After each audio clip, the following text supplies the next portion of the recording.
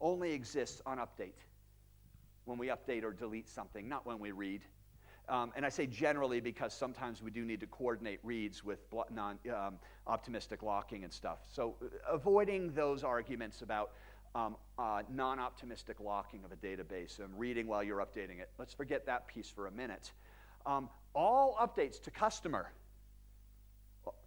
are all over here. All updates to order related are all over here. Now, I could read order stuff, but the transactionality is because we only have a single database. Now, it's a great question because if I made a RESTful call over to here, I no longer have that transactionality. And that's why generally we don't do RESTful calls here between services. To do a query, generally not, because I've already got the data. Now if I need to execute business functionality, let's go a little deeper on this question actually.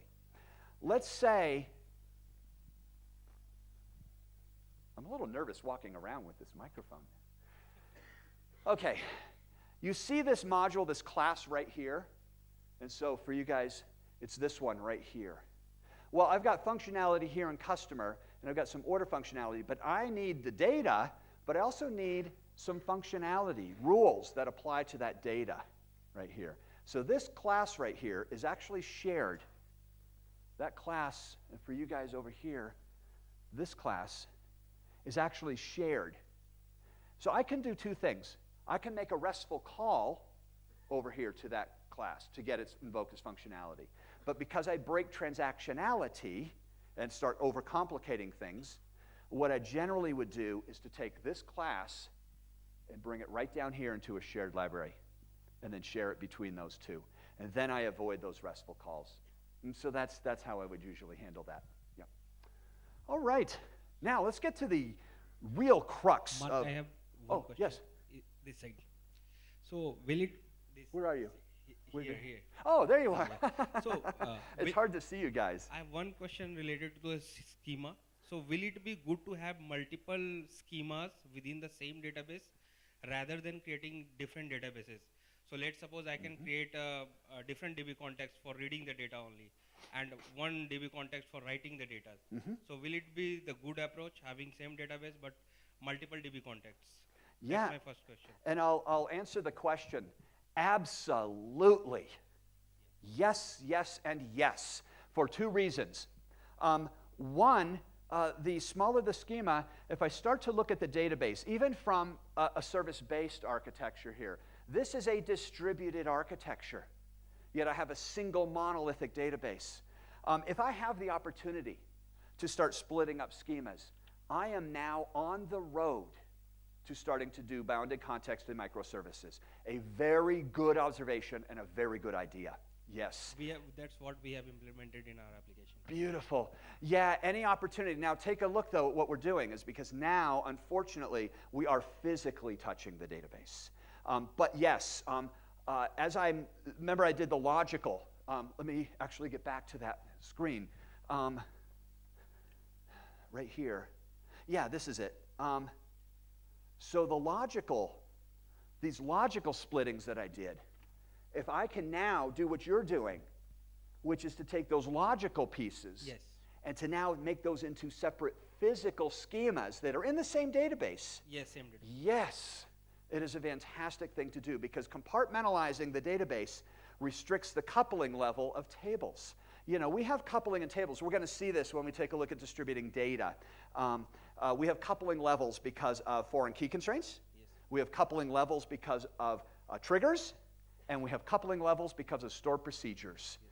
And if we can start separating physical schemas, same instance, separate physical schemas, now I don't have those constraints. It decouples my database. And reduces network calls. Perfect. Yes. What's that? And that also reduces network call. You don't have to call through the API to get the data. Yes. And it also, I'm going to even further this, it even has a third benefit. Because if I start having bottleneck issues, performance bottleneck or single point of failure with my database, I can now move these schemas to a separate physical database, therefore increasing the number of connections and reducing the single point of failure and the performance bottleneck. Yeah, that's why I said yes, yes, and yes, absolutely. So that's a good practice. Thank you. Yeah. And I have another question that is related to deployment. So in our slide, we seen that when we are doing service-based architecture, that is not a deployment friendly. But if we are doing a microservices-based application development, we can use Docker and all those stuff to do our deployment. So at the last, we have to write the code. So can you please put some light on this thing, that how the microservices-based architecture is benefiting us while deployment? Because in both of the cases, we have to write the code. We have to, if I Right. consider the Docker, I have to recreate the Docker as well. Sure. Yeah, it's a decent question because let me answer that. And let me get back to a cleaner diagram here. So the question really becomes one of, you're right. I mean, the bottom line, this is great architecture stuff, but we still have to write the code. And so the point is this, so this is separately deployed. This is just an EAR file, let's say, or an assembly. The point is this, I don't have to use Docker here, but I can. And that's what I demonstrated in that keynote yesterday, was the fact that now I have the opportunity to wrap this in a Docker file. It's a large 1,000-class service, but I can still put that in a Docker file. And now I can start leveraging Docker. As a matter of fact, I don't even need automation. Docker space, run space, payment. There's my payment service, single instance, just running. And that's the way to kind of grow a microservices ecosystem, okay? However, here's the difference. All of a sudden we say, well, so why would I go to microservices? Remember Vishal's change right here? Man, I got to test this entire thing. And that's the reason. I have to deploy this entire service. I can't do a hot deploy. It's too big. I can't leverage caching as much because it's too much data. These are all the reasons. So yeah, that's the time when we say we need to start splitting, is because it's really because of that agility, quite frankly. Yeah, how fast can I respond to change? If I don't need to respond fast to change, then this is just perfectly fine right here. Yeah, yep, okay. All right, so let me show you now. What time do we leave? Is it 12:45? Boy, I'm hungry already. There's no way I'm going to make it another 40 minutes. Okay, but we're going to move on. Okay, good, because this one here will keep you guys alert and alive for 40 minutes, because what we're now going to talk about is everything here is hard. One of the hard things about microservices, how do you move to microservices? So I'm going to answer a couple of things in these migration patterns. A, should we move? Is it even feasible? I'm going to show you how you can go back to work on, what's today, Saturday? On Monday, and within 2 hours, literally 2 hours, I'll qualify it in the Java platform, because the tools I'm going to show you are Java-based. Within 2 hours, you can actually answer the question whether it's even feasible to break apart your application. I'm going to be able to answer in this question in 2 hours in your application whether you should migrate or whether you should rewrite. And I'm also going to answer the question, if we do move to microservices, is this a golf ball? Is this a football? Or is this a jetliner? In other words, what's the magnitude of this effort? In 2 hours, you can answer that question. Okay, so let's see how. Because moving over to microservices is the King's Road. It is a path and a roadway filled with all sorts of pitfalls, potholes, demons and dragons, everything imaginable. This is you right here trying to get to microservices, and everything is going to be in your way. That exactly describes the path I'm going to show you. That's how hard it really is.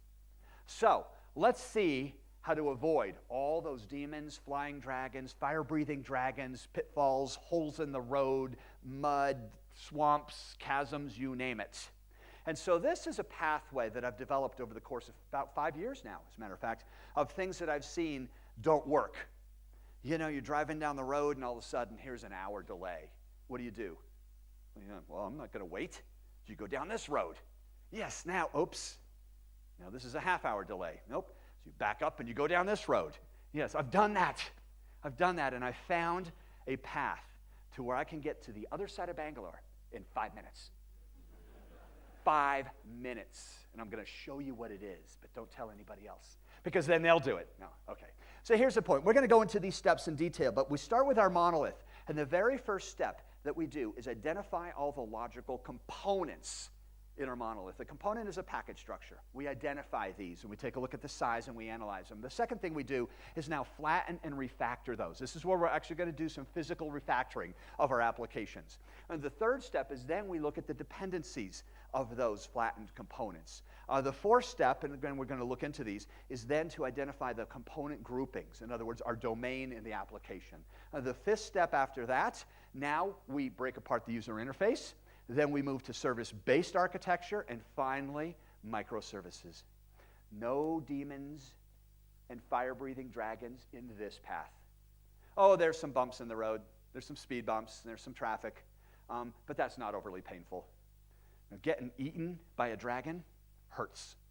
So let's take a look at these. And the first step here is to identify the logical components. And now I'm going to show you some tooling in here as well. So what we do here is start identifying all the components in our architecture. Components are building blocks of the architecture. The way we identify component is a package structure. Or, depending on your language, a domain grouping, a file grouping. But this in Java.NET is a package structure. Let me show you what I mean. This right here, this package structure, app.payment, these group of 16 classes right here all have to do with the payment processing of our application. Here's customer.notification.sms. These three packages, or these three classes, have to do with notifying our customers through texting. Similarly, here's order history, for example. And so it's just identifying those and looking at the size. And that's step one. We need to know what we have. Okay, that's an easy step. This is the hard step. Step two. Step two is to flatten and refactor. And here's what I mean. What we're looking for here are hills. Now, when I say hills, if we take this diagram, which is flat, and if I were to rotate it just like this, what you would see are these mountains everywhere. In other words, package structure upon package structure upon package structure upon package structure. What we need to do in order to break apart our monoliths, this first step, is to flatten these down. I used to say, yeah, this is a good practice, but we don't need to do it. 2 clients later, I said, I will never say that again. That was a swimming pool event. It was way too hard to try to break apart a monolith with all these mountains here. Okay, so let's see what I mean. Let's take a look at this area of the application. That is our customer area right there. And so we have a package structure, our app.business.customer. Okay, all those classes have to do with customer. However, these 8 right here are in customer.preferences right here. These 8 have to do with customer notification. Now, watch what we have here. These 3, though, notice the hill, customer. Every time we have an indentation, it becomes a hill. Customer.notification.sms, 3 classes.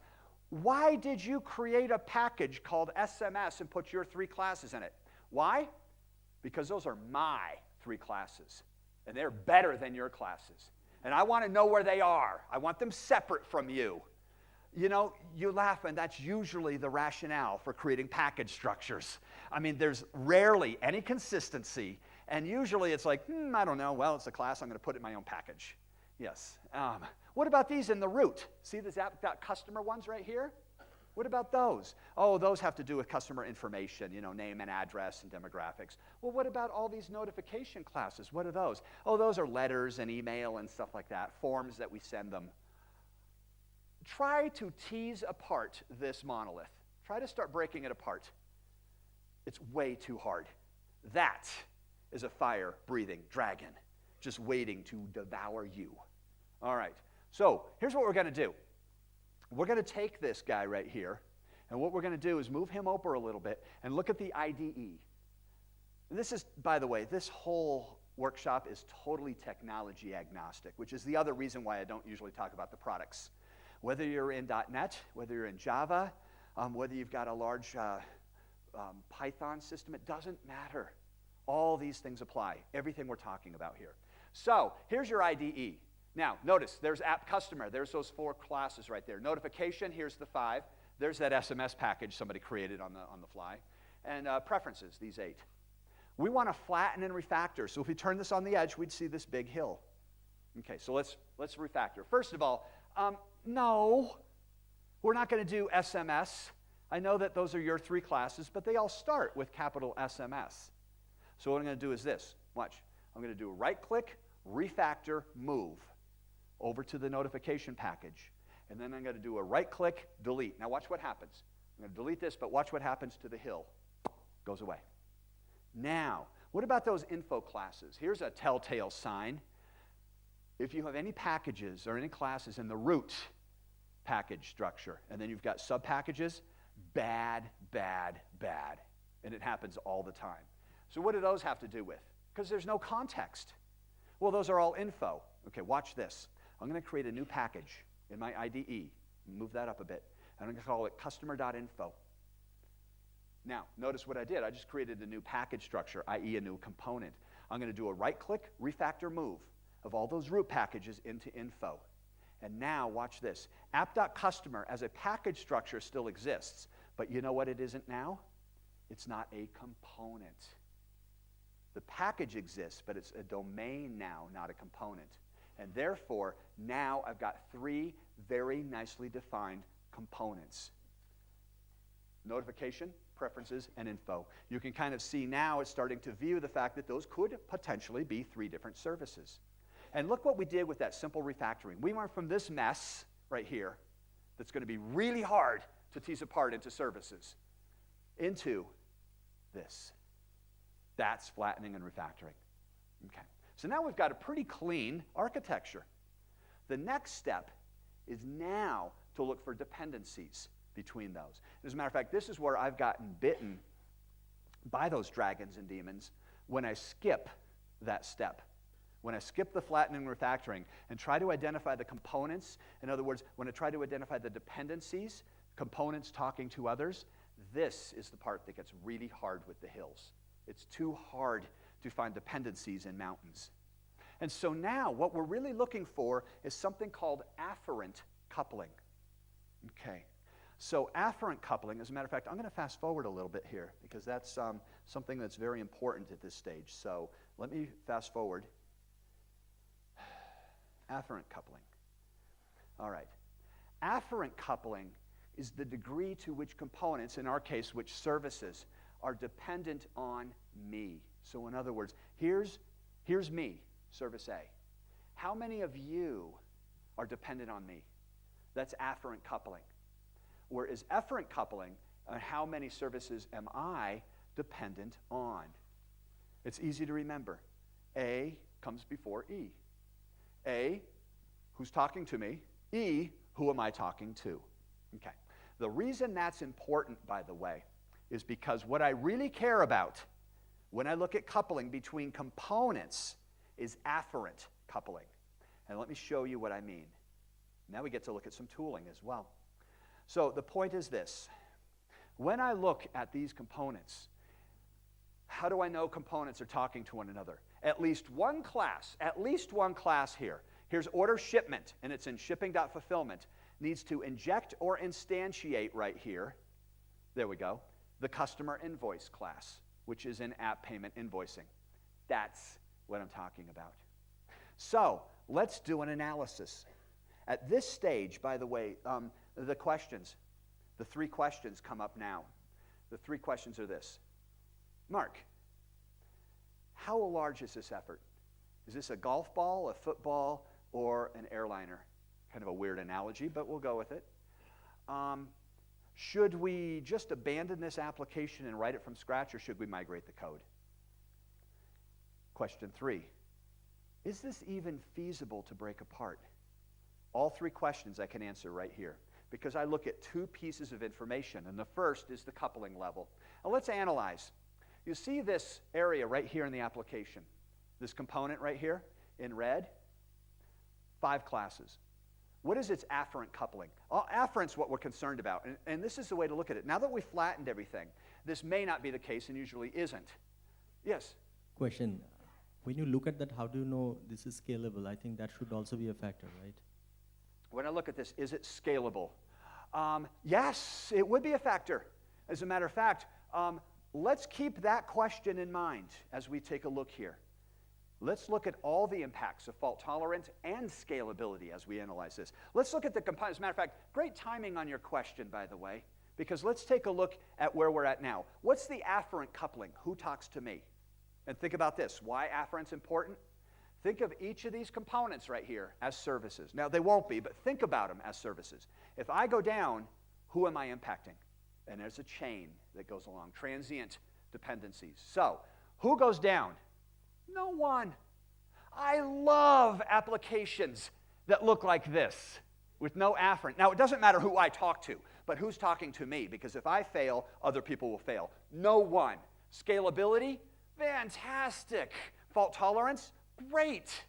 This is a golf ball if I have a lot of these. And I'm going to show you the tooling to actually show you visualizations, how you can get the answer to this in a couple of minutes. As a matter of fact, if you guys have your code base, this would be a great... I do have a couple of workshops, and because I had 211 people here, there was no way to do a workshop with that many people. But usually what I do is I have you take your existing code base, especially if you have it on your laptop, and actually find out. Let's find out if your application. But we'll do that here. So we'll do that here instead. So I brought an application up and some tools. But the point is, this is great. But let's keep analyzing. Let's keep analyzing. What about this component down here? What's its afferent? Well, it has this component. Any transient? No, it kind of stops right there. Well, that's not too bad. I mean, there is a dependency. Now we're probably talking more about a football maybe if I've got a lot of those. But let's look at the one at the upper left-hand corner here. This big component, that package structure, has a dependency here. Well, that's not too bad, but wait a minute. Transitive dependencies. Who's dependent on this? This guy here. How about this one? Well, that one is, this package. And this package is down here. Is anybody else dependent on that one? Nope, but there is one right here as well. Are we done? Yeah, because that's an efferent. That doesn't matter. It's only afferent. That's almost half of the application. The answer now? Golf ball, football, or airliner? What kind of airliner?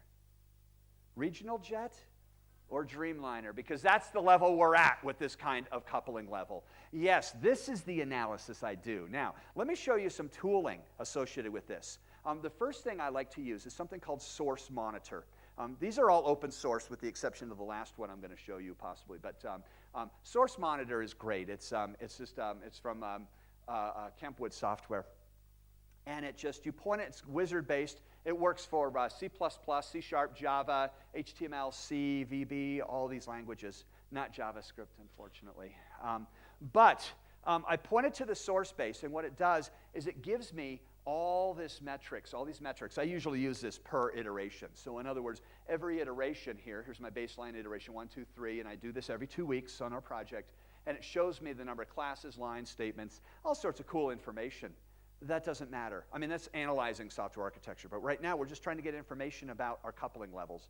What I use this for is because I can right-click or just go into File, Export, and this goes into a comma-delimited file.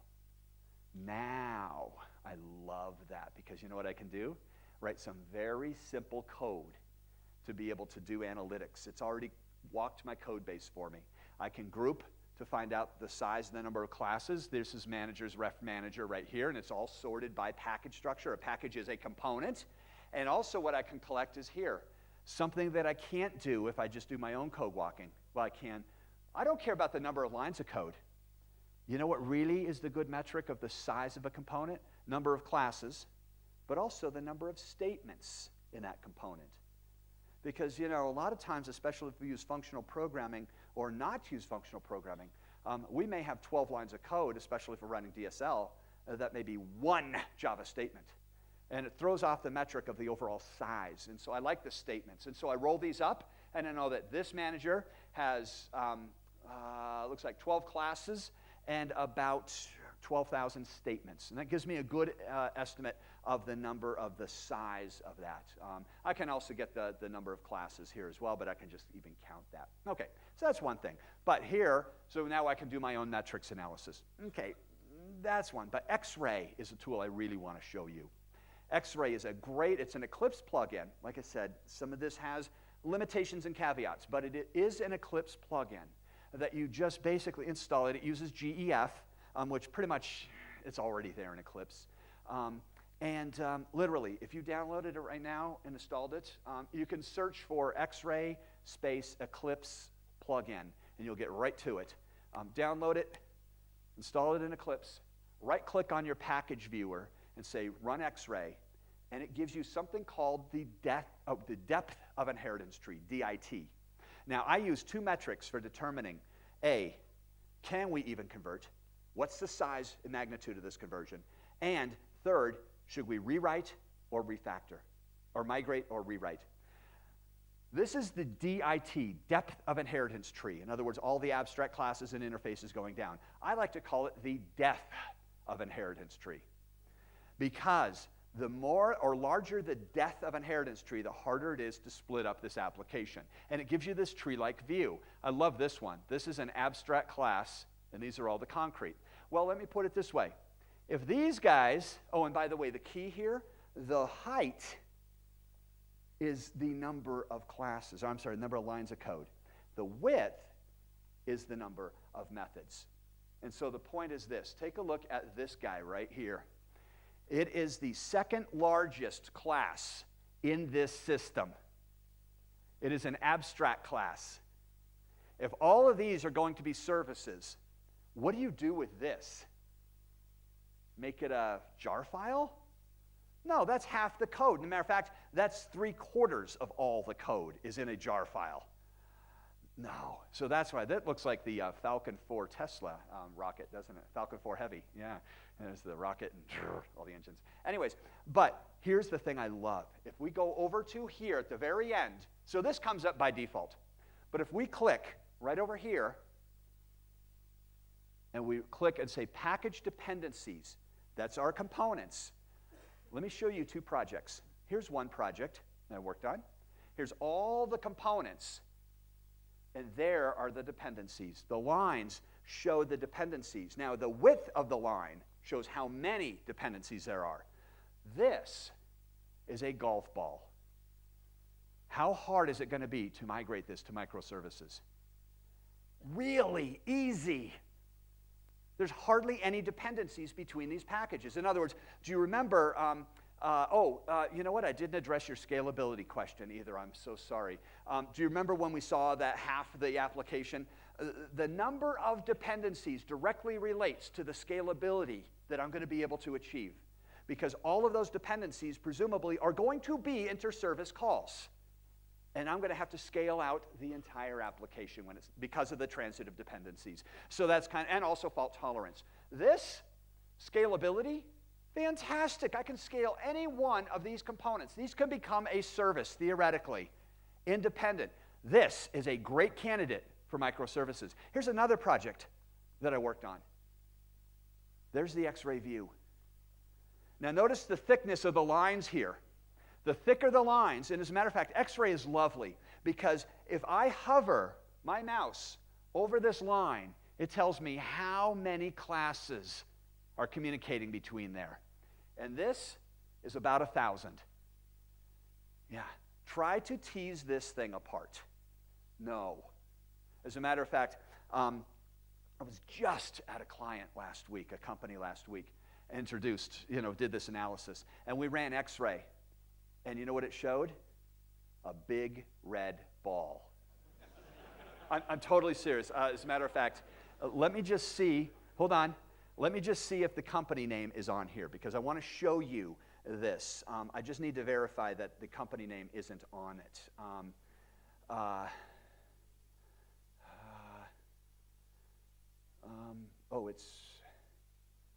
Where is he? Oh, come on. I really want to show this to you. You know what I'm going to do is at lunch, I don't want to take up too much time. Let me just do this by date. Oh, here it is. Oh, fantastic. Let me just, can y'all close your eyes for a second? Oh, no, I can actually look here. Bingo. Oh, well, I don't think it reveals the company. You ready? All right, I'm going to have to unshare my screen. Hold on one second. Let me just do that. I really want to show you. This is an actual artifact from last week. Displays, arrangement. And by the way, it took us 10 minutes. They said, oh, X-ray? They installed it, ran it, and you ready? This is what we found.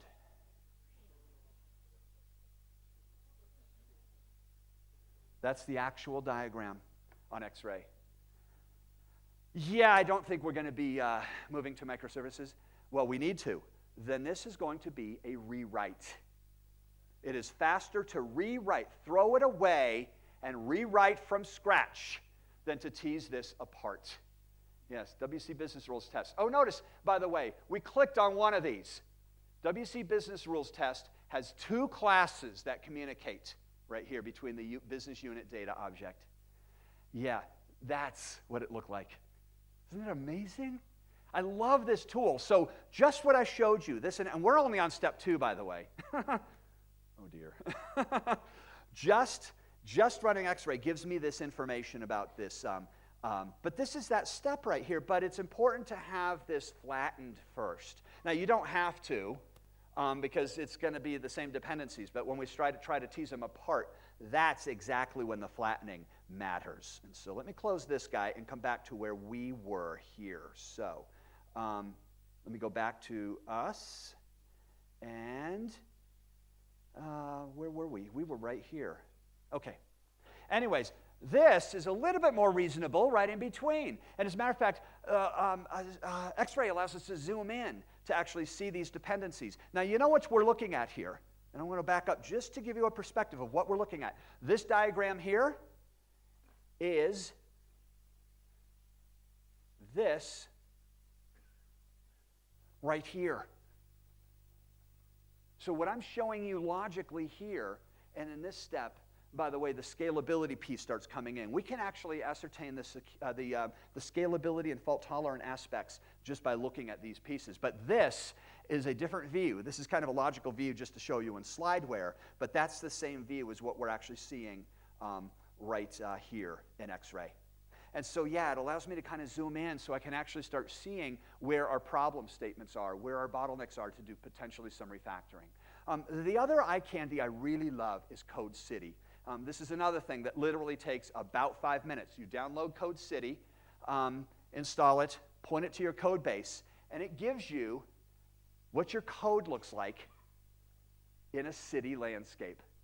How cool is that? All right, this wins the award for eye candy. Now, it looks pretty neat, but is this a good, solid code base or is it not?